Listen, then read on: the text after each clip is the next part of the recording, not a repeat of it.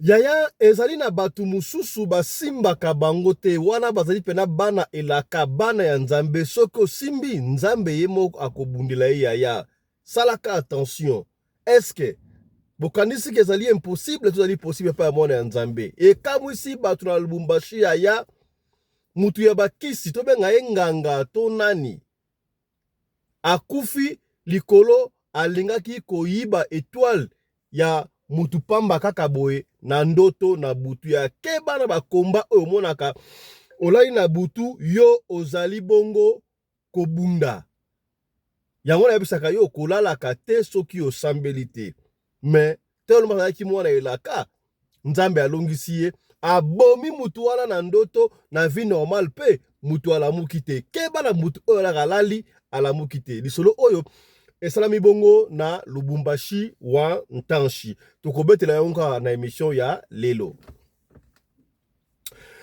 Accusé de populisme, Constant Mutamba répond tomoni après makambu oyo toba action oyo Constant Mutamba salaki kobimisa na prison kozongisa justice na biso kopesa yango ba remède ba médicament pona ebika. D'ailleurs mokonzi ya mboka alobaki nini justice na biso ezali malade ye alobaki eza plus que malade bakomi kotraite ye to koaccuse ya kipopulisme non avandaki mpe niente mwana mboka Constant Mutamba arépondaki yango tokozongela yango na émission ya lelo. La justice ne veut pas dire magistrature, c'est la confusion qu'on a entretenue pendant des années. Tous ceux qui crient au populisme, au discours populiste, mais ne disent pas quelle est la loi que le ministre a violée. Parce que nous faisons tout conformément à la loi.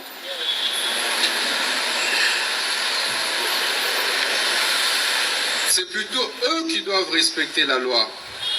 Parce que nul n'est voilà. au-dessus de la loi.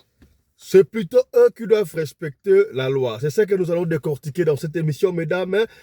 Monsieur, yaya vidéo moko zali viral, comme viral sur la toile. Oyo ya Laurent Sokoko akolobaka makambu oyo abengaki nanga pesa ye ba corps o ba sitagi les familles à corps, je ne sais pas.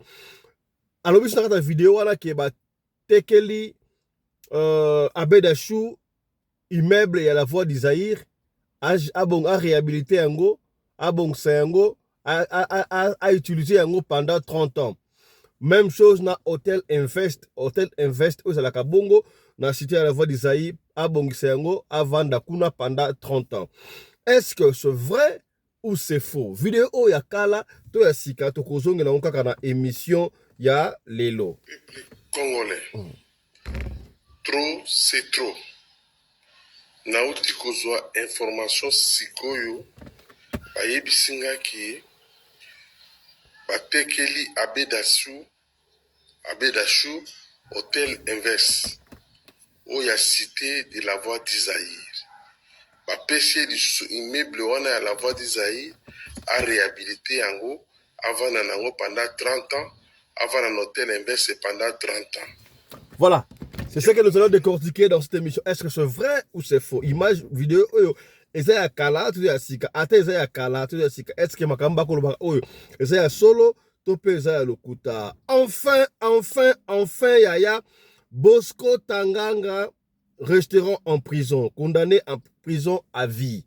Pour la crime oyo à Salabongo na RDC. Bienvenue, Bosco Taganda ne sortira donc pas de prison. L'ancien chef de guerre congolais a été condamné en appel à 30 ans de prison.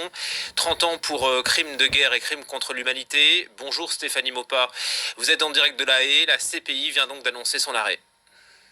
Oui, effectivement, donc les juges ont confirmé le jugement qui avait été rendu en première instance. Aucun des motifs d'appel qui avait été avancé par Bosco Ntaganda n'a été retenu. Ils ont tous été rejetés. Les juges estiment donc que Bosco Ntaganda est responsable, coupable des crimes commis, alors 18 chefs d'accusation, un crime commis en 2002 et 2003 dans la guerre dans l'Ituri, dans l'est de la République démocratique du Congo. Le cœur. Alors, Yomutu, Osala rébellion Montaba. Yebaka bongo ekosuka ndenge nini. Mbote na bino bandeko balandi ya radio lokoye télévision bisika nyonso tu bozwami. Merci na confiance pe fidélité bozali kopesa na programme oyo radio lokole masolo tope radio lokole na chaîne Nabino Radio Lokole Télévision. Kombo na ngai Fiston Pelende na lingaka bobenga ngai Tata Pelende. To kutani susu pour la énième fois pour na kosolola makambo zali koleka bongo na communauté na biso africaine. Bokota partager yebisa bandeko papa Fiston chez Abandi. Boya to solola to koumela mingi te me kasi na émission oyo ya boire et en manger. Ozala partout dans na biso tala émission na bino yango yo et bandi. Yaya to kobana na information oyo pour la ko apaiser mitema na bino. Est-ce que bomoni mwana oyo photo de l'axibino oyo mo sa photo mso te mwana oyo bomona ki photo moko da ki viral sur la toile mwana moko ya moins de 10 ans nzete kota ki na se koto e bimi na mpanzi bomona ki vidéo n'est-ce pas nzambe asungi ba opérer mwana wana voilà ba longoli yango ba image ya tout ce qui na bino ezate mais ça peut viral voilà mwana ngoyi wana katikati donc mwana wana siko ça bien importante nzambe asungi ba opérer ye balongoli nzete wana et tout ça qui ba organité ça va mwana jusque là ça bien important surtout toute information to kozonga sur pote ko informer bino yaya yo muto message kotinda mwana crèche to kozwa pe domestique atika la kalabala na yo salaka attention si possible ceux qui moyen zali ti ata ba caméra pour otala bakapo elekaka ya image oyo epesinga kolela tala awa mwana omoni mwana ya bébé domestique afiniki ye yaya afiniki ye sachet epesinga ipasi image oyo domestique azwi mwana ya batu ozo na ndako ya batu futa yo mbongo otikalaka na mwana me ozo torturer mwana ozo ofiniki ye sachet mwana kufa to ndenge talami yaya soki omoni otikaka mwasi moko boye mutu moko boye tokenda kotika mwana quelque part soki ozwi mwana azalaka heureux te amanifestaka ba mécontentement mwana azalaka toujours boko lemba mais kala nkotia ba caméra ta mosusu makomasalaka mwana na nsima wana ekopesa yo pasi okokomprendre yango te voilà c'est un peu ça voilà tokozongela yango susu na ba édition na biso oyo ekoya baoti kotina na biso message moko nécrologique attendez on va voir ça va de continuer bandeko oyo bayebi en fait ici on peut on a bien té mais on va diffuser ça dans nos prochaines éditions parce que informer boye oyo ayebi bandeko oyo ba photo mon abeti mais quand même bokoye ba komona meka kubenda natala soki ba kombo ekomona na bazami balé ba kufi na accident en circulation na niveau ya Zambie kombo nini ba bengi awa comment nazomona kombo ngo bien te Mbalai c'est quoi ça Mbalai Mukonga Priscilla voilà Mbalai Mukonga Priscilla congolaise voilà akufi bongo na accident en circulation na Zambie ezali accident salami ye aza parmi batu oyo bakufi do Mbalai Priscilla Mukonga Priscilla azali bongo originaire de Kinshasa. Il y a encore un homme, l'homme comment il s'appelle, les hommes on bien té dans autant un deuxième nom, Mwilambwe Cédric Stéphane voilà. Ye azali original bongo ya Matadi bango mibale ba congolais wana bakufi na accident ya circulation oyo et salami bongo na Zambie donc soki ndeko moko a reconnaître elongi o quand même ba tokozongela ngo na émission na biso ya studio soki bo reconnaître elongi wana bo benga ba famille bango le plus vite que possible. L'accident s'est passé hier na Zambie voilà zala ki ba communiquer to bosana ki na yo avant to banda voilà yambo to peut-être li solo to ko banda bongo na ba information oyo to pesibino likolo kuna to lobaki yango na ebandela batu bazo traiter les ministres de la justice Constant Mutamba du populisme alingi mambo ya TV tonso asala bakambele ka TV pona asala mpona lokumu na e or quel est ce populisme oyo ali kosala ya répondre bato azo sala kaka musala oyo normalement ndenge efalaki esalema yango ye azali kosala n'est-ce pas azo kosala musala kaka ndenge efalaki asala yango ali kosala yo mona te bato musu o bazanga ba populiste apesi mwele ko muki Alex na TV non Constant Mutamba est en train de travailler alobi boyebisa ye esika nini oye abuki mibeko. C'est plutôt vous qui devrez respecter la loi. La loi est dure, mais c'est la loi. Suivez un peu Constant Moutamba. La justice ne veut pas dire magistrature. C'est la confusion qu'on a entretenue pendant des années. Tous ceux qui crient au populisme, au discours populiste, mais ne disent pas quelle est la loi que le ministre a violée. Parce que nous faisons tout conformément à la loi.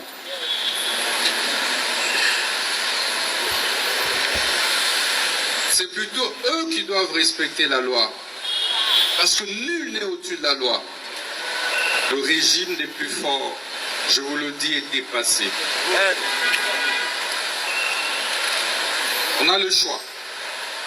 Soit de rester dans les statu quo, soit de changer le pays. Nous avons le choix. Si vous voulez, j'entre dans les réseaux et nous commençons à martyriser notre peuple. Et nous tous, nous tapons des millions comme d'habitude, des maisons ici et là, et tout quoi. Je ne sais pas. Lorsqu'ils se réunissent, tous ces réseaux mafieux, ils auraient dû avoir honte d'eux. Honte parce qu'ils ont affaire à un jeune qui pouvait aimer autant la vie que eux. Honte parce qu'ils ont affaire à un jeune qui a encore du sang chaud,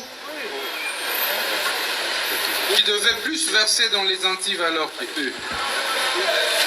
Et lorsque c'est un jeune qui doit commencer à leur administrer des leçons de la moralité, il y a un problème. De l'éthique, il y a un problème. Du travail.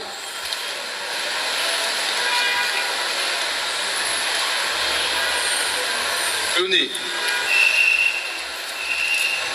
Tant que le magistrat suprême ne me donnera pas des instructions contraires, je ne régulerai pas. Vous avez compris?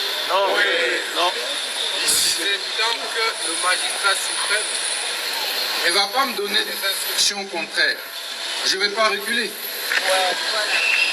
Avant d'être ministre, j'étais avocat. Certains d'entre vous me connaissent. Donc, je ne suis pas venu de Sorbonne, moi. Je ne suis pas venu de Harvard. Je suis venu d'une université locale. Et j'ai travaillé comme avocat. Donc, Toye Bani.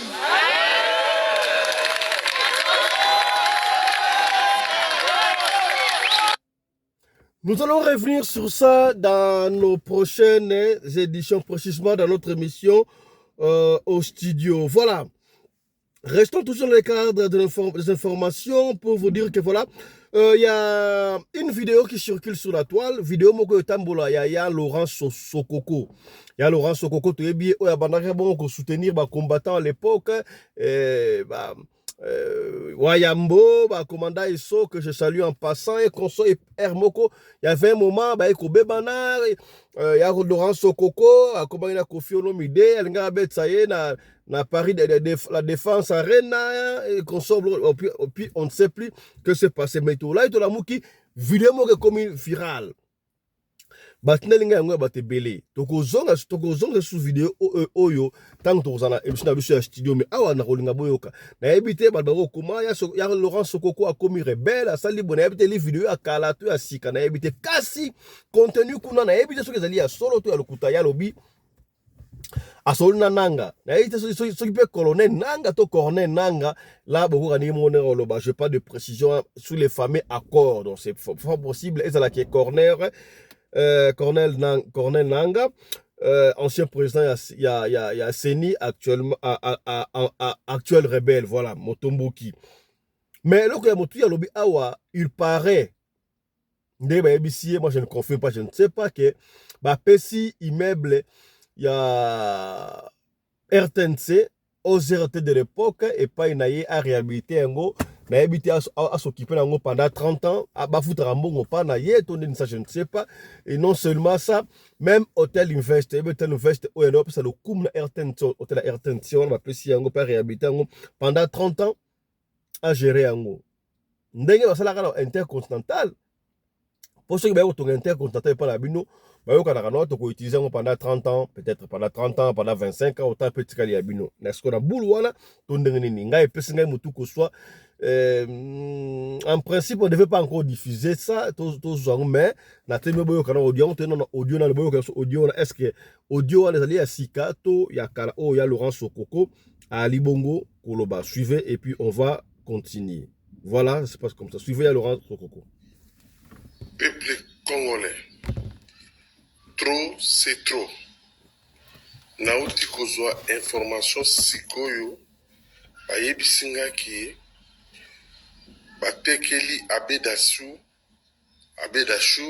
hôtel inverse oya cité de la voie d'Isaïr. Et pas un péché du immeuble wana ya la voie d'Isaïr a réhabilité yango avant nango pendant 30 ans, avant un hôtel inverse pendant 30 ans. Yango wana na sengi na mapinga na biso na sololi na colonel Nanga na tuni ye apesanga éclaircissement vrai ya makambo ya lobaka ya bakor a confirmer ngai atineli ngai copie akobalanse yango wana tokoki koaccepte jamais kopesa kaka baindividu moko sengi bakeye na mboka moko bayokani epuis mpo bateka mboka na biso yango wana naye koannonce officiellement elongo na ba ex-phase. En tout cas banda lelo oyebaki tosali mouvement ya rébellion pour la libération totale ya République démocratique du Congo. Moto nyonso ayebaki ngai, moto nyonso azoluka komona ngai lisusu te bandalo na minute oyo aza kobunda bitumba ya nzinga nkuvu pour la libération totale ya République démocratique du Congo elongo na banoko na ngai ya ex-phase. Moto nyonso alingi a rejoindre biso okoyoka communiquer epai ya chef d'état-major akopesa bino point de rappel, point de rencontre oyo na moto oyo akolinga ko rencontrer biso. Trop c'est trop. Il faut tout libérer peuple wana. Première génération ekei, deuxième génération bakoli, puis tozali troisième génération tokoki kotika pete bana na biso na ba situation oyo nyonso azolanda ngai ayeba parti ya lelo biso tokoti mpo tolibere mboka wana. Libanais akosakana na biso te, Indien akosakana na biso te, Rwandais tuti akosakana na biso te, Sama Lukonde akosakana na biso te, Vital Ekomere akosakana na biso te, baparlementaire na basénatere bakosakana na biso te. Bokotala sikoyo ndenge mosala mbunda ekobetama na terre. Merci beaucoup. Peuple bozala na kimia banda lelo tosali mouvement na biso, mouvement armé pour la libération totale de la République démocratique du Congo. Toye ko annoncer yango officiellement.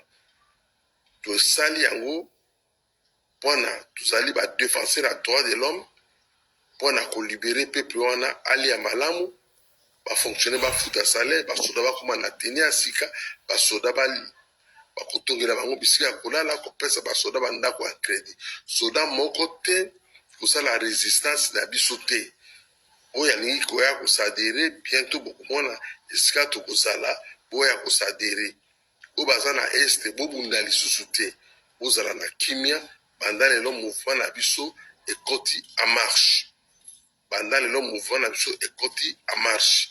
Merci beaucoup. Otika na kimia oyo ezali dernière émission na ngai na kosala émission prochainement na kati ya Zamba. Merci beaucoup.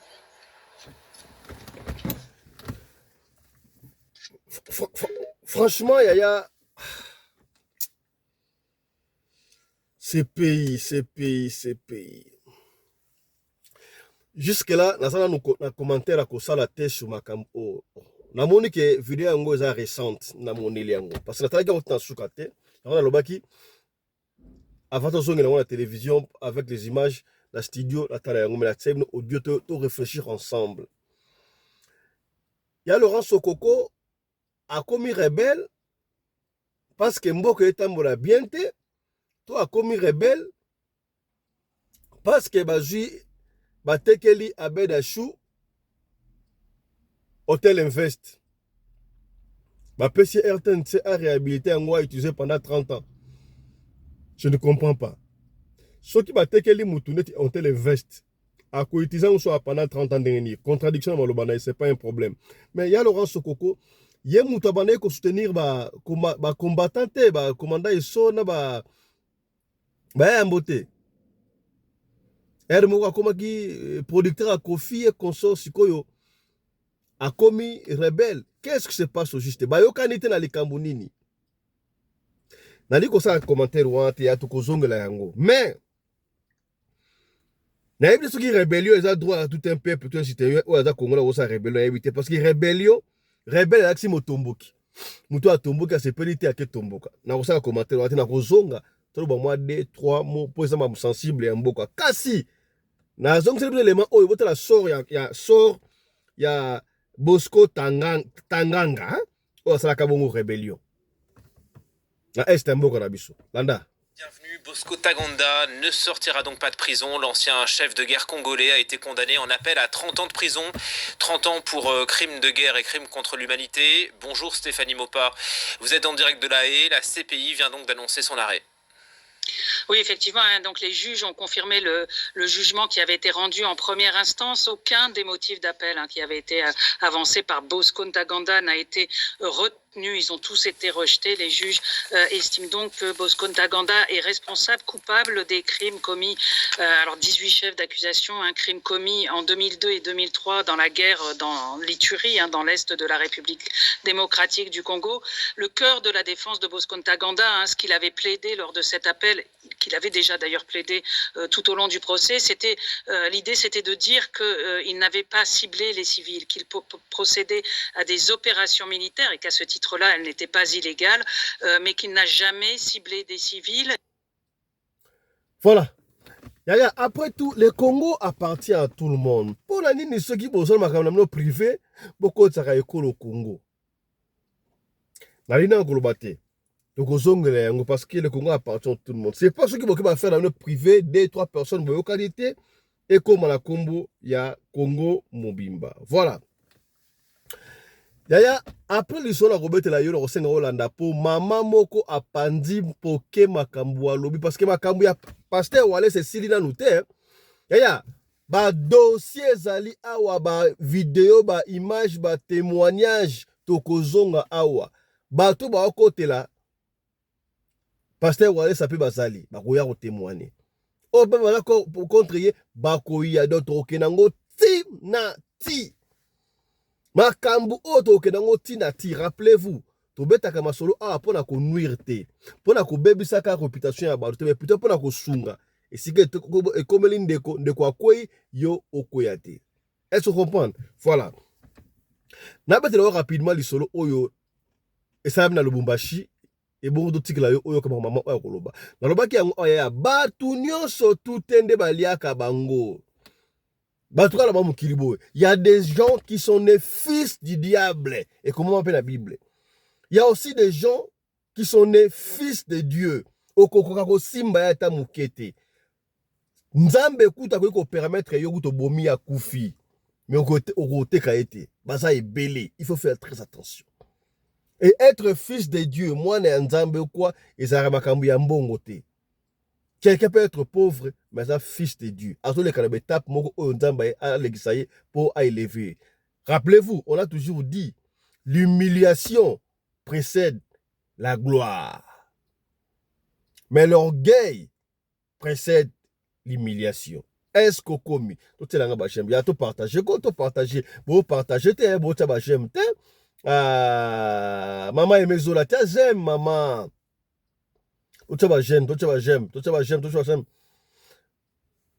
La première dame de Belgique, Mbote na yo, na monio, maman Marie-Thérèse, on est ensemble. Maman Zola na Lyon, Mbote na yo, na monio, boza et belé. Juliana, moi na 12 ans, Mbote na yo.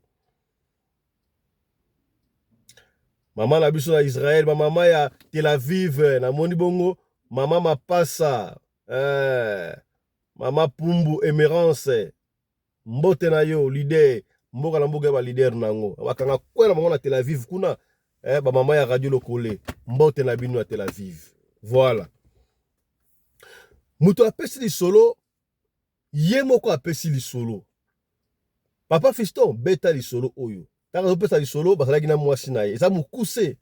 Et Papa Fiston, tango lobaka awa en tout cas balelaka bazali mvuluzi ba oui Papa Fiston bisoli balelaka. Nazwaki difficulté na vie. Ezalaki na mwasi na ngai na bana misatu to banaye kovanda na commune ya Kampemba na Lubumbashi. Alors esika to banaye kovanda wana boyebika ba difficulté à la vie negelaki na banaye kosala na SNCC consort difficulté musala esila kingai na ebite soki nzamba ngo lesanga na preuve nini. Alors Papa Fiston, je te dis que na komaki na niveau même mbonga kofuta ndaku ezate. Bana po bakendekela c'est comme moi mbilinga. Madame Nangai, grand frère Naye, asala a mon makasa nkembo, asala moyen. Si go grand frère Naye, avant na golf, talaka na Lubumbashi, somme to avant na golf, et ça le rôle Gombe ma campagne quoi, kakande salaka. Asala le panga mune na golf kuna, na simalango, et ça na ba annexe, ba côté je en anglais. Moi ça l'obit mais papa oto banda ko telengana boy parce que eloko osala ezate to koma écoute na niveau ngala zo ngala pa moi ça nga so nga pa boti ngala bana ko débrouiller atande ngo famille ka bwana boy moi ça nga papa na benga na no grand frère na ngai soki akoko sunga biso na moi côté joana évidemment grand frère déjà ta difficulté ba de côté na moi 100 moi 200 pour na souffre ta petit sœur na ye yo beau frère soki am taper sur solo. Tango moi na ya bengi ya na ye, do bengi beau frère a expliqué à Abi non mais il y a pas de problème. Bon na bino ko fana na next sima ku tumtazarata annexe on a deux chambres so venez jusqu'à ce que ngapena bunda soit ta place mon ali comme ça na tia beau frère à ça là parce que tu es ma soeur na ko ni ma situation de ngoate. Bref, Papa Fiston to ko vanda na lupangu ya beau frère na ngai o tali grand frère ya moi na ngai to fandi pe bien. Ngai na sambela rapena makasi te. Papa Fiston o ba biso ba to mvuluzi kimbangu na mwana mvuluzi kimbangu. Mais na sambela ka. Mais penza peut-être que muto net yenga tongo me di poko l'église. Ngandi ngote mais ça va na sambela ka. Première fois na la lopangu wana. Na butu na mona menace na tranquille penate mais na sa mutu oyo na sambe Papa Fiston tango lobaka avant ko la il faut ko sambela ozaka na raison ngala la kate sans pour autant la sambela kutu na komba na niveau tala est-ce que situation nga oyo nzamba olexanga étape ya Job to ndenge nini mais nzamba otika nga iti Papa Fiston na yoka menace moko na butu ya kosakana te papa moko azoya oyebika golf les arades mapanga minene consort papa moko azoya ko menacer ngai koso pa mena nazomona bele longi na bien te mais nazomona bena bien te siko Papa Fiston oyebi tango lobaka na biso ke no soki omoni muta menacer na butu akoki yo te to ngoyeba ye tala mingi na tongo surtout approche okola muta ko bengo na tongo bosola mwakala ko bengo na tongo ta ko ya ko tawa na tongo oboni nene ota santé ye wana kadi ya mpimba nzamba linga la sa visa est-ce que komi voilà Papa Fiston ebike na tongo na bima lo kwa lopangu na golf wana na ina sa lo ki mambangu na mona voisin pe abimi na kilote na polo asa ima muta katuku bianza abimi siko bu to kutani na ye miso atala ki ngai atali boye mama moni mo centre salabi donc papa muta do menacer ngai papa onda menacer ngai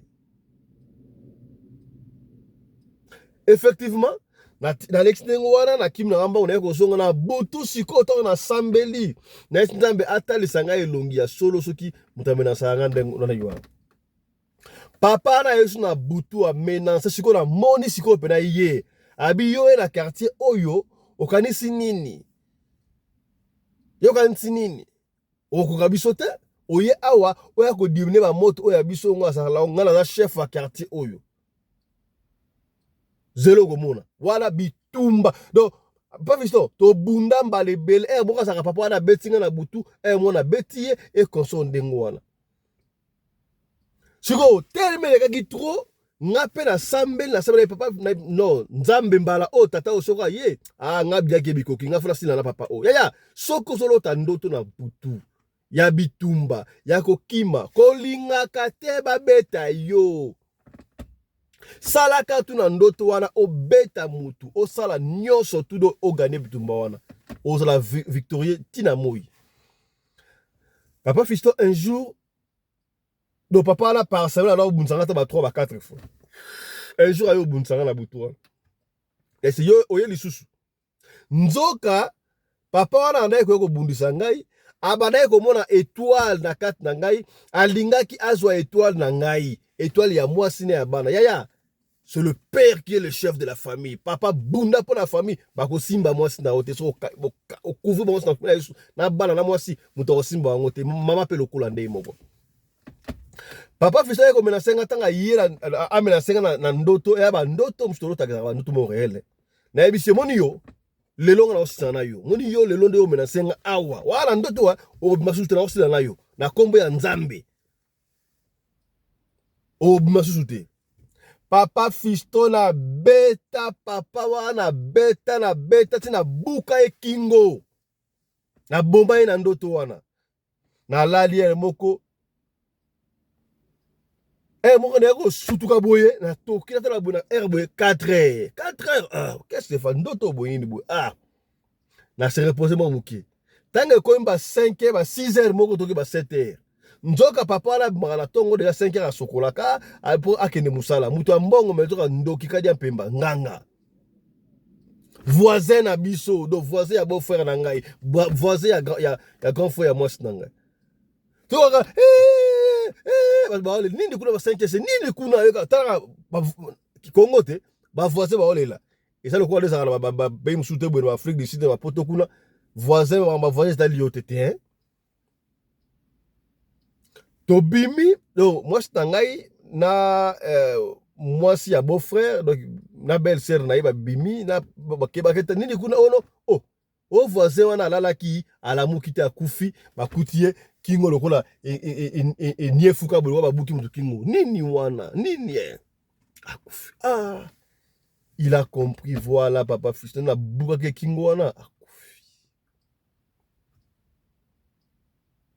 amena na epengenge basala pe matanga eleka nango pe normal car on semble na nzamba ekotalisa ye mutu wana bomaki ye oui na pesa ke force oboma ye po alingaki ayiba étoile na yo ozali mwana elaka mutako simba yo te ndingo wana papa Fiston leka nango pe tosala 6 mois na ndaku ya beau frère na ngai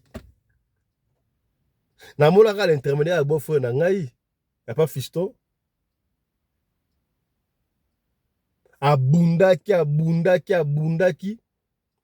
na moni ba ko rappeler nga na SNCC nzoka na bato o balinga ba licencier babenga moni ko retrancher bato so compagnie ko ya faillite tout le monde wana kombo na nga ekotaka kuna na erreur papa Fiston to ba vérifier mais ye ingénieur o ifalaka longwa te longwa ndenge ni ça ya tala Nzambe nga sala makambo ba ko benga nga na récupérer musala na ngai na SNCC papa Fiston ba presque étant na sala ki wana ya calvaire ba footinga mbongo na nga nyoso tu wana papa Fiston na boyi kofana na nga pesko na bele na boyi bele na mit oyo naza na commune ya Kampemba kaka na Kampemba wana ça va totala kayo awa na Lubumbashi na tande lisolo oyo na bete na papa Fiston bana nyoso elaka basimbaka bango te puis ne confiance à personne muto na voisin na ngai te voisin na ke musala na ke degisasa taelanga bana ne confiance à personne kianga na bi oui papa ne personne à personne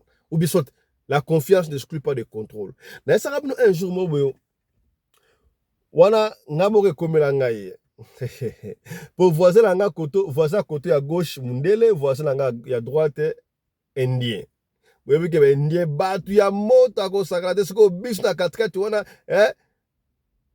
bana ya mvuluzi kimbangu nga lobaka chafe ya soko sambela lobaka Nzambe asopa makile ya Jésus-Christ de Nazareth et à la bruyère liboso pe na sima eza la barrière vulusi kimbangu a protéger nzela ofandaka jour moko boye ngaku nazalaki te nasina beta lisolo yango voisin yanga so mpe voisine so mpe ya indien azwi na lipa boye lipa bape coupe albani o esiko akuti ko mwana nga mobali ya liboso mwana mpe ngangu ya danger idéologie ya pere kaka ono nasomi mapebele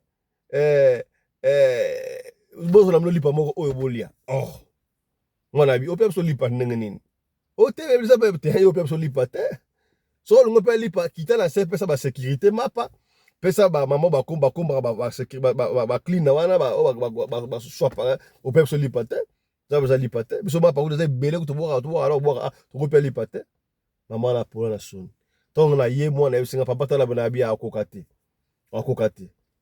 na yebi so bakendaki wapi soki wapi bayesi bango voisin na bino wana ngangu danger toi la danger alinga komeka te yaya omeka te ata bino likopa na bino toyebi yango biso bana mvuluzi kimbangu yaya totambolaka boye makila ya Jésus Christ a brillant liboso pe na sima barrière okoka te yaya abikopa mikemi ki bokoka te est-ce que comprendre ekendaka ndenge wana voilà lisolo wana esuki nango ndenge wana kasi yaya boyebi c'était hier non oyo toyambaki mama moko oyo abetaki lisolo ya Maria Ntumba abeti lisolo ya papa Wallace ya pasteur Wallace bien sûr koso et révolutionner batu tango touchaki makambo ya mvuluzi kimbangu batu basepeli te mama yo koyo bana mvuluzi kimbangu bongo ndenge nini vuluzi kimbangu bazo kutu libanda bazo oya pour mama vuluzi kimbangu yo ba vuluzi kimbangu asa mutu te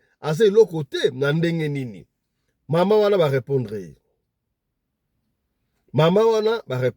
yaya mama oyo asali ba audio atindi audio siko na watika no boyoka audio mais prochainement ekozala papa descendre de cloche face à face mutu bata vuluzi kimbangu batu ya Jésus Christ bo putana wana tamoni bwali ko séparer Jésus Christ de Nazareth na vuluzi kimbangu na ndenge nini Constant Mutamba est-ce que moi ezate ndenge ba pyramide de culte bandaki boye bota loi moko na mboka parce que un pays sans loi ezara mbilinga est-ce que moi ezate ba église fonctionnera dimanche comment ba domo que l'église de lundi à lundi Ligo na ngoma bonza chaque jour. Aux enfants sont pasteur.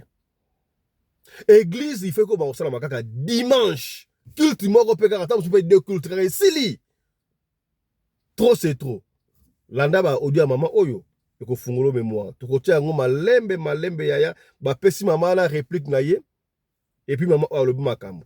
Ba siliki makasi ba maman le pona vuluzi kimbango. Landa.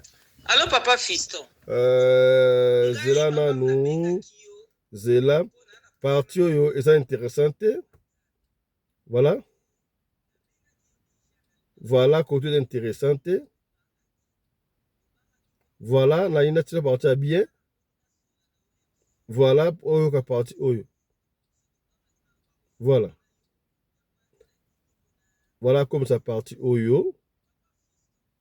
Voilà. Parti en suko ça va. Voilà. Mama oyo azolo bakimbango akufa wazo beta lisolo ya wale sapesi nga kanda na ebisio soka azali pembe na ngana gifle mbata na munoko. Oh. Ya zolo bakimbango akufa. Yes, kimbango akufa. Mais ba miracle kimbango asala. Yesu asala na ngote. Yesu asala ngote papa fiston. Yesu asala na ya ngote. Po biso to landa ba masolo ya anglais ning ba laksala ba télévision ba période ba novembre de boko ta ba décembre ba film wana. Baso laksa Yesu azaki na ye bandi kuluna. O mona ti katanga kuna ba boma ba tukuna bano ba yokanya ba kuluna. Ba venger pona mboka. Yesu azaki bon pona ba Italie bazo venger pona ba Italie siko Yesu ndim tazaki leader kuluna ya leader Yesu wana.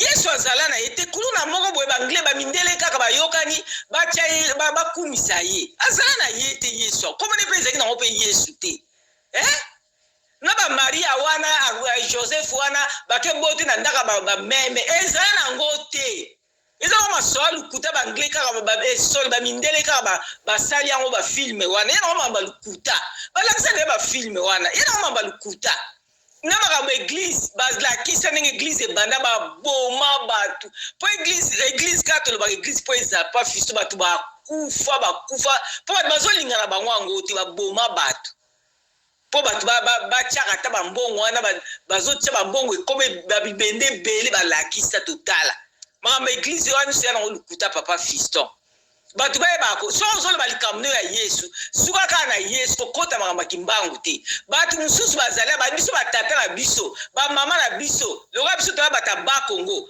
lokola baviva makambo wana nanga kuti ndenge nalia lokola naza mwana ya ba Congo na viva na ngango te oyo nayoka bakoko na biso bazobeta masolo nga nakosaka na komba kimbangu ata mokolo moko te ata kutu loba kutu ko ya Yesu na saka po balanda lisola Yesu alukuta wana na ko saka na ngana likamba Yesu me kimbangu na ko mekate po bakoko na biso baviva yango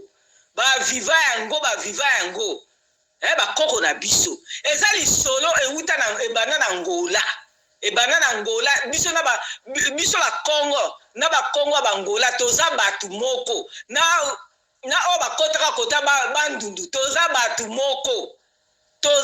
moko na biso bataba Congo na biso bataba ndundu tozaka na biso batu moko po bakombo na biso eza na ba Congo eza pe na bandundu eza na bandundu eza pe na ba Congo tozala bakombo kokana pe mosusu tozala biso kaka bato bo bamosusu bakimini na ngambo ya ba Congo bamosusu bakimini na ngambo ya bandundu tozala biso bato moko me likambo ya Yesu na boyi mama wana mbala nsima akanga munoko na ye atika koloba kombo ya kimbango na ndenge mabe aloba nde makambo ya Yesu na ye oyo Yesu na lukuta ya bandi ya kuluna alobaka ya Yesu nde ya kimbango atika ameka te mpona oyo ya kimbango antuka ameka te ye mikolo nyonso kaka mama na akopesaka masolo mama na akopesaka kaka masolo mama oyo alukuta olekaka malebe pa papa fisto oyo akobetaka masolo na lukuta wana walukuta soki walesa epuis paster ya muluba nga kutu jamais nakondima paster ya muluba paster ya mungala nga ndenge nazalia nakondima na ngai te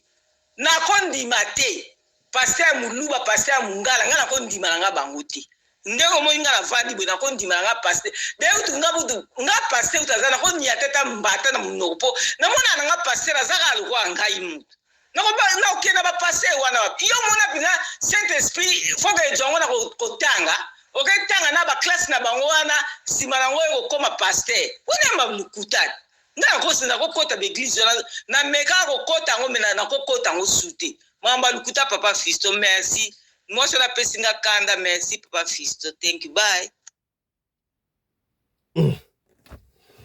Voilà ezali opinion ya mama tokosa commentaire te commentaire ozalaka asoba ndimi des sons de cloche toyoka sika mama oyo makambo alobi yenge papa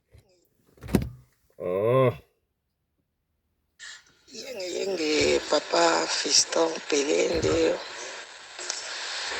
na ye mpona na répondre mama oyo aza koloba mpona makambo ya kimbangu abandaki malamu koloba makambo ya walesa oui nga pele naza kokeningisa sana bana ye moko mona na kene église ya walesa l'air na bani komona ekomi faut oblige soko bani koloba balobi yo botelama bosambela bolobaka au nom de Jésus Christ de Nazareth mona protocole moko aye oyebiso na litoyi no koloba bongo te loba nzambe ya walesa nakenda 3 fois 4e fois dimanche elanda nakendaka sote ti lelo nakende sote l'église wana me papa Fiston nangi naloba susu mpona garçon oyo ayaki na nyoka na epai ya papa walesa mponga napengaki paster walesa te napengaka ye kaka walesa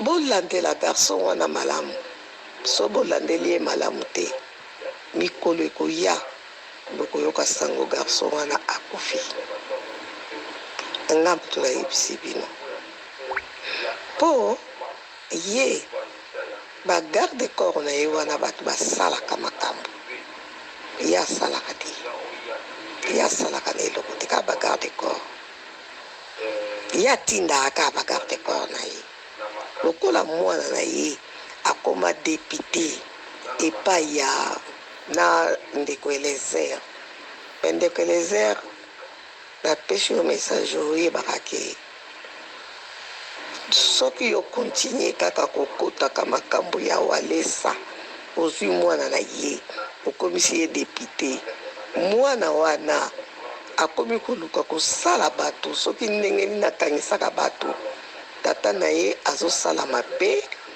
ale ye fo akangisaka bato mutu oyo bakendeki kofunda Maria Tumba ezali bana ya Walesa mbe lokola ye aza na mbongo ya ebele oza kolanda yango wana moyen balandela ye eza te mende eza malamu te makambo oyo il faut ekomaka pe ti ndenge bakangaki me nasepeli makasi na ministre ya biso ya justice ndenge abimisaki Maria Tumba aboyaki kutu makambo wana Walesa o entele aboyaki yango vraiment bravo premier ministre ya biso ya justice bravo continue boye président na biso ya lobi eza yo toza kokanisa ndeko Elezer me tomoni ndeko Elezer te ezali nde yo bon nakoti siko na masolo na ngai mama naye korépondre yo ozoloba ke botika kobelelaka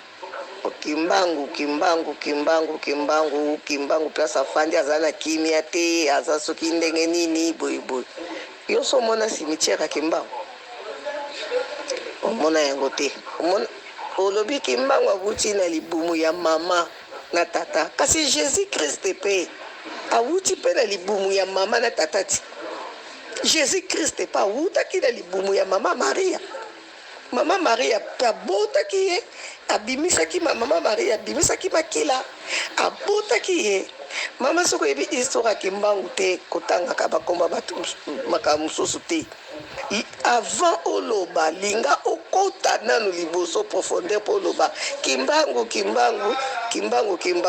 azalaka motu te buda na banani babengaka bamusulman baza na oyo ya bango prophète bendie baza na oyo ya bango prophète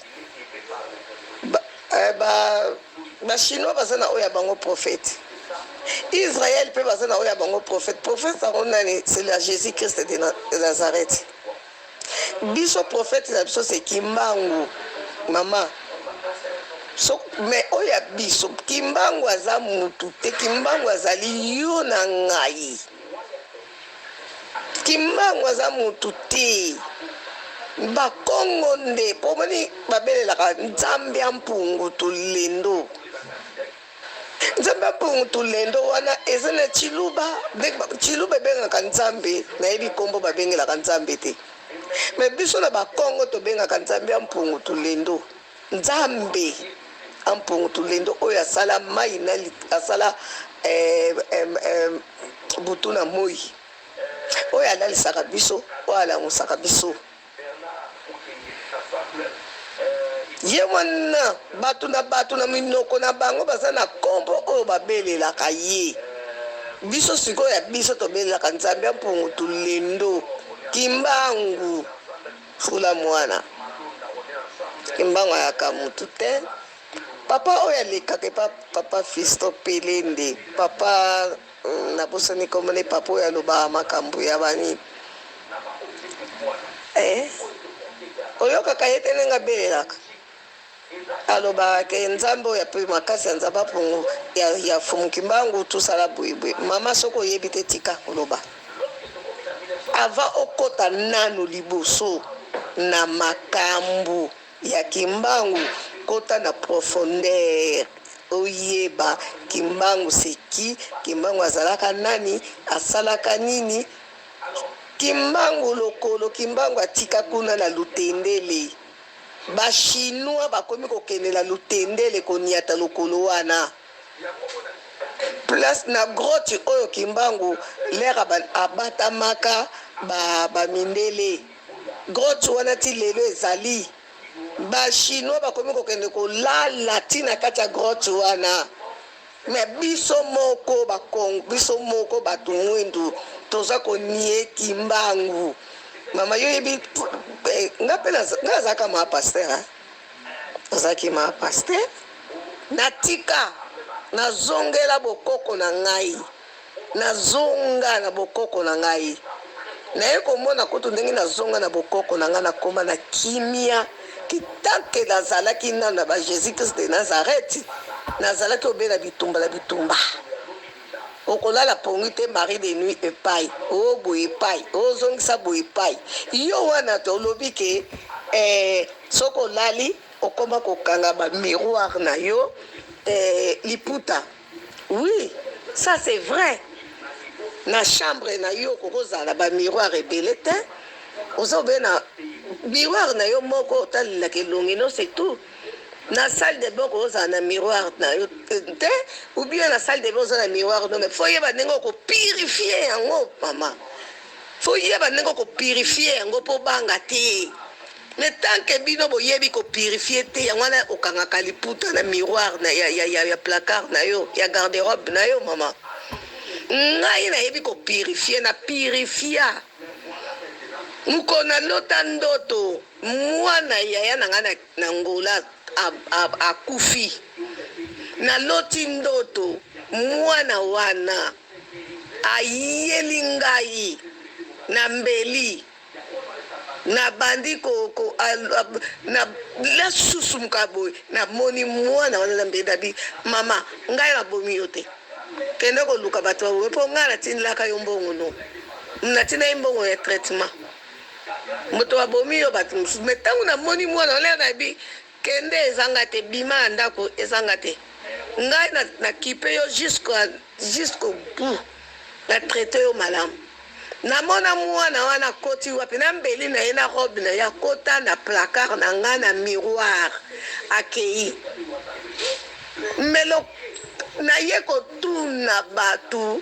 na koti na tuni bato ya bokoko baexplike ngai ndenge ngai nakoki kosala na purifia bamiroir na ngai wana makambo mosusu na bandaki komona na kati ya miroir na ngai wana namonaka yango lisusu te mama bino botondani na kati na bapasi botondani na kati na bamarie de nuit kaka kindoki bino makambo nyonso bino mpo na nini boyebaka ndenge ya kose purifie te likolo ya jésus christ de nazareth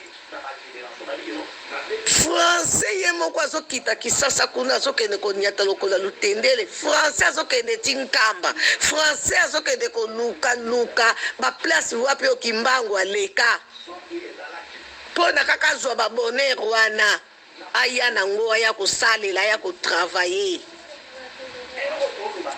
me yo ozokolobaki okimbangu apemane na kimia te maladi toi non mama nzambe aza motema na yo nzambe aza partout mama place yo tambolaka nzambe aza wana soko okei boye nzambe azali olali nzambe alalaka na yo olamuki nzambe alamukaka na yo ekomami na Deutéronome je crois Deutéronome 30 à 8 comme ça nzambe aza na yo nakoluka ngo nazalaki paster nzambe aza na yo partout même ata ozolamba nzambe aza na yo me nde eloko eza bien motema mama motema botika koyimaka bato koyina ofandi kaka boye omoni moto alekani na ye mwa mwasi oyo nalingaka ye te deja opeshe ya malamu te eza kitoko tata osambeli journée wana tanke yo osengi pardon te nzambe akoyoka yo te nzambe akoelwanie yo moke oza olanda botika biloko na tuka papa Fiston oyebi bien ngana papa Fiston oyebi bien ngana landaka bémission na yo tous les jours même osali 3 fois na landaka 3 fois 4e fois na landaka 4e fois mais oyo ya mama oyo nakoki kosilisa yango te na kati yango na katikati mpona natindela yo audio oyo otindela mwana mama wana ayoka oyo nga nalobi na ye tindela ye papa Fiston tindela ye audio oyo po ayeba signification ayeba ntina ya kimbangu bango babelelaka Jésus Christ de Nazareth abuta mpe na libuma mama leo ava babota ye nangunaki mpe mama ne makolo te mama nakemaki te balobi ne fula yango biso tobelelaka kimbangu fula mwana kimbangu c'est Dieu yango biso tolobaka kimbangu fula mwana mpona nini parce que ntango yo ozobota baoloba na yo pousse yo kuna mpo mwana sani mwana bima Jésus Christ epa bimila yaka bongo te ye pa bimaka bongo ndenge biso nyonso tu tobimaka bongo biso nyonso tu yo moni kaka fumuki mbangu babuda banani misusu wana omoni bango te kaka fumuki mbangu mama arrete soki boyebi eloko te botikaka kolobaka soki yo bacentre oyebi bacentre na yo te mpasi mingi mawa yango wana omoni boza koyenganaka kaka boye yenganaka kaka boye maladi ata ezwi yo ya moke okofanda no na ndako yo moko okoki kotraite yango ifo kende kolukela yango paster ifo kotila yango jeune nzambe asali biloko ya kolia bato baliaka tous les jours mais bino bokoma kokanga bagene sec eza péché. Pourquoi faut qu'un jeune au sali jeune na yo sec pendant 15 jours, sec 3 jours pour la likambo yo zo luka. Yo kanisi na mtape sur yango. Et ça diable mtape sur yango. Kasi nzambe mtape sur yango. Non. Ozo privé libumwi enzoto ya nzambe boyi donc oboyi biloko nzamba tieli yo polia oboyi yango. Oboyi yango. Oliati malamu te. Papa Fiston parti au vraiment na ebiso so ko katango meka ko chango batu ba yoka batu na kisasa bakoma kaka kolela piso awa pasi mboka ezo souffrir mboka nzala mboka boye biso Félix azo sala eloko te makambo ebelebele me bino bozali di lundi au lundi epai ya l'église epai ya bapaster bamama batata okotelama na ntongo te mpo kende koluka mosala yo mama okotelama na ntongo te mpo kende kolona ata bilanga no ata na porte no wana na lupango na yo lona bilanga lona biso kuta na poto tolonaka lona bandunda no babiloko na yo okende koteka koluka moyen na yo bino kaka meme ata kolona ya pambo na kati na lupango na yo ozoko kolona te biloko ngo kasi kowutaka mpe utala likolo kuna ekiti na se musala yo bino batata booluka misala yango ewuti kuna na likolo ekiti na se biso awa na bapoto awa soki toza bien parce que tosalaka soki awa osalaka te osalaka te okolia te biso awa soki osalaka te okolia te loba oyibaka mpo oliaka mais soki vraimen olingi olia na ndenge avoi normal il faut sala boni bino boye kaka Félix likamuke Félix boye likamuke Félix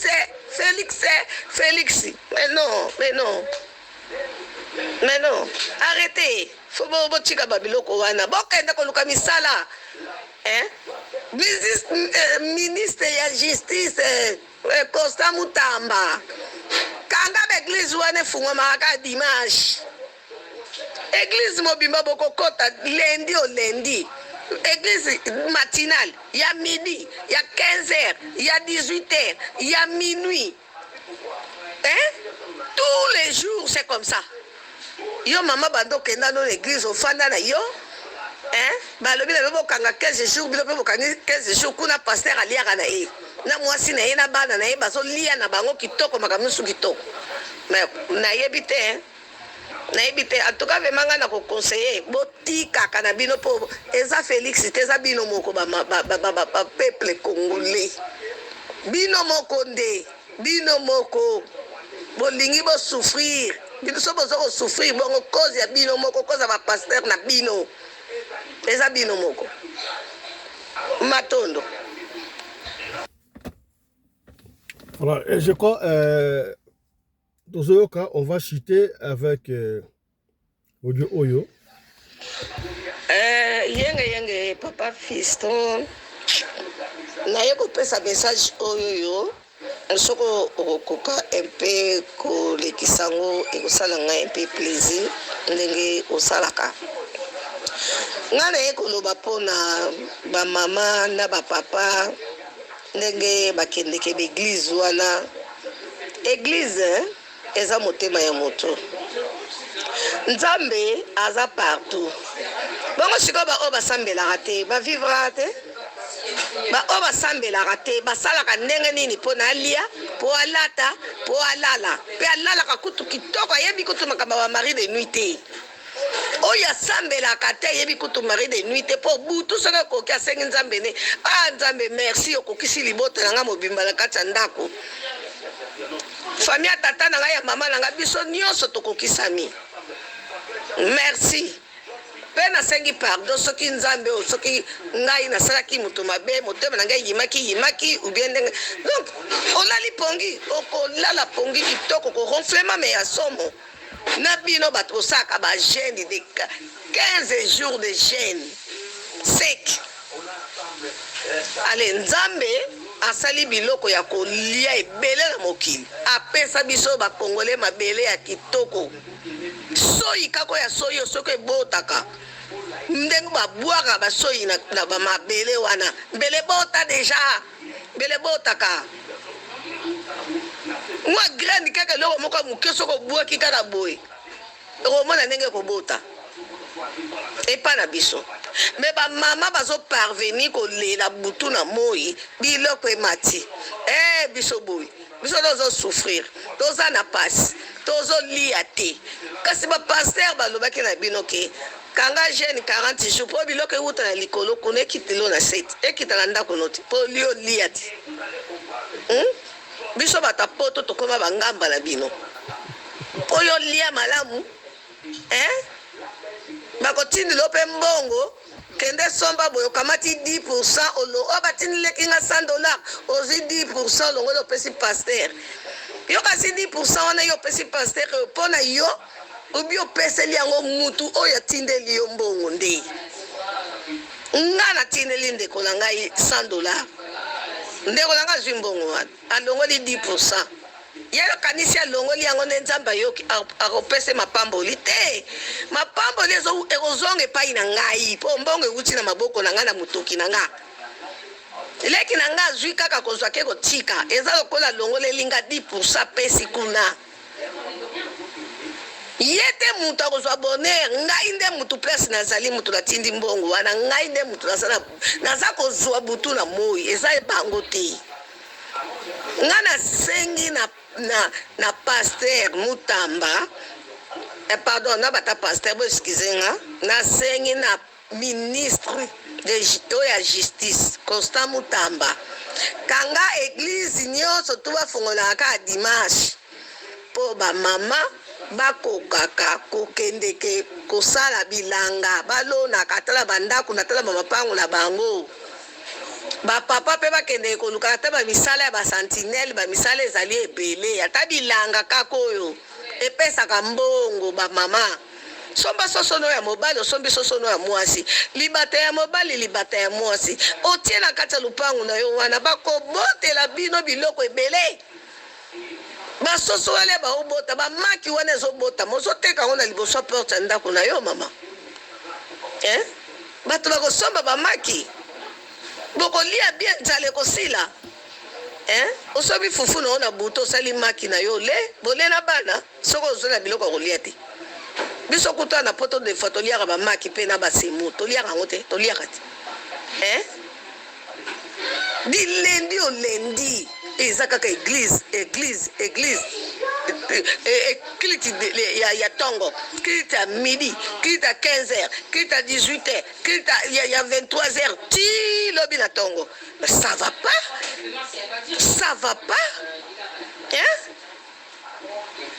kitoko te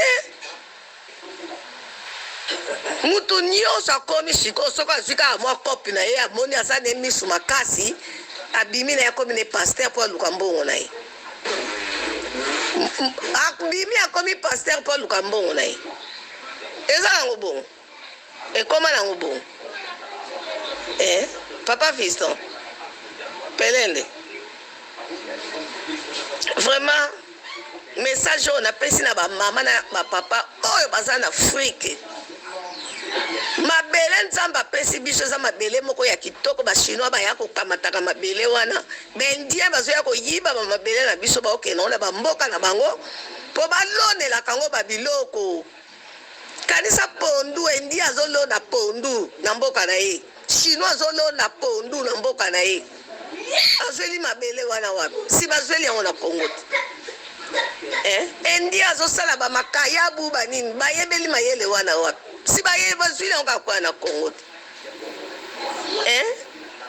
bamama botelama ko nzambe yango vema soki azalaki vema ya solo nzambe vema soki vema existaka vema azomona bapaster oyo mpasi baomonisa bamama te na batata bazomona te tozomona yango te bamama vema bino bato botondani surtout bamama neti moko na buti kotala wa tata wana azobeta kaka bamama bafimbu na maboko mpona nini me mobali na yo soko asimbi fimbi bongo mpo abeta yo bongo na maboko tala famille mobimbe koyeba me paster aningisi yo bafimbu neti bana kobeta biso kala na ekole na baklasse na biso kuna na ekole primaire fimbu velati wana vema yoka tia na maboko tala ndenge swaka siko babeti yango na église na ngai na paster bandimi nyonso baotala ta mosusu mpe mobali no pasaka wana kati église quelle honte mais eza soni mawa tro eza soni kitoko te na paster fo botika koyimiliaka bamama nde bato babotaka bino biso bamama nde bato toboti bino bapaster bino bapaster te bato boboti biso bamama bato botaka bino topesaka bino mabele tolakisaka bino ndenge ya kolia biso tolakisaka bino ndenge ya kotambola eza biso bamama ezali teke yo kaka yo moko no biso bamama batolakisaka bino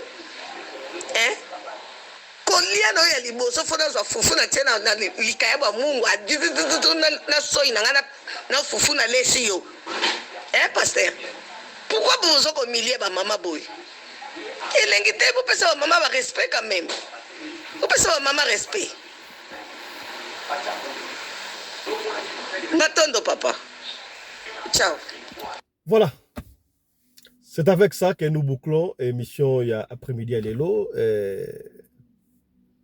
Makambu oyo ya pasteur Walesa esilité, makambu eza ebele eza élection, ba témoignage ezoya sekoya, ne ratez pas tokuta nsusu na pourquoi pour un témoignage mususu. D'ici là, portez-vous bien. Santé de faire à tous. Oya s'abonner quitter, beau s'abonner. Chap chap. Et tchara.